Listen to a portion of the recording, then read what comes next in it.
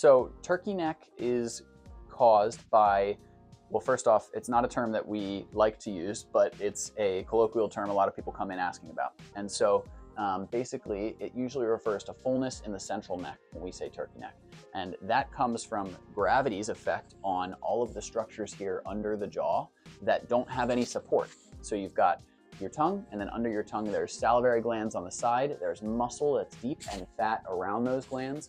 All of that descends, causes the skin to pouch out, and you get this fullness under the neck that develops in certain patients. There's certainly a genetic component associated with it, but really the cause is gravity, and that's what causes turkey neck.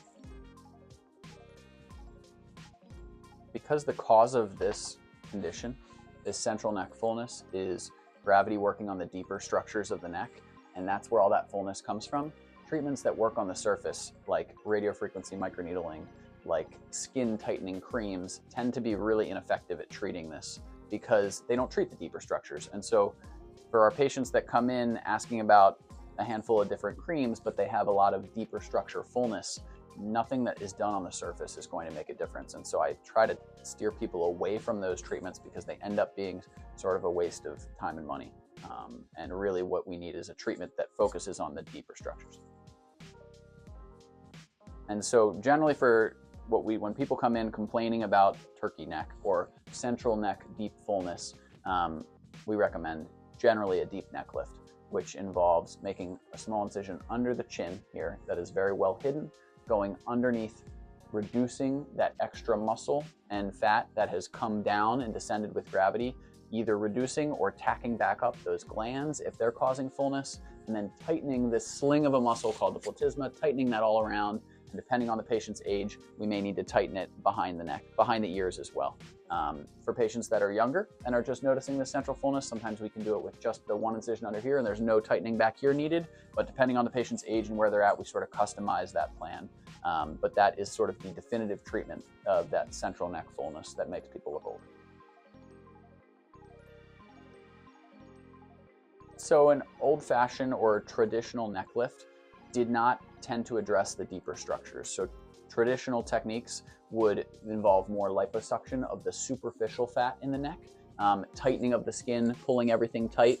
And what ends up happening is that can give you this tight, swept appearance, but since the deeper structures aren't addressed, the digastric muscles, the fat surrounding those muscles, the submandibular glands, the fat surrounding the glands, until you address those deeper structures, you're never going to get that jawline redefined to a degree when the problem is deep neck fullness, which it's not for everybody, but in a lot of patients, that is the cause. And so we sort of customize our treatment if patients need that deeper neck lift or not.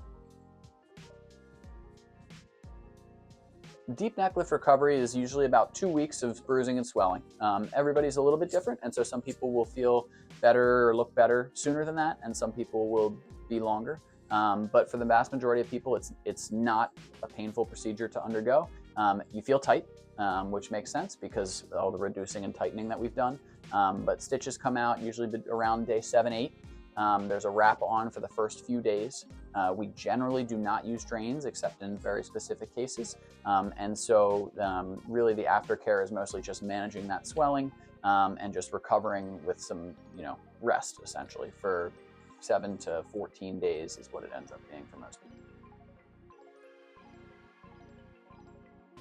We will often have patients coming in after having undergone previous facelift and neck lift procedures, and they're noticing that they still have some fullness. And this is another common question we get about the deep neck. And that is, why do I still have this fullness? Why do I still have fullness on the sides? And really it's because of those gravity-defined drop of the deeper structures, the submandibular glands, the digastric muscles, all of the fat that surrounds those.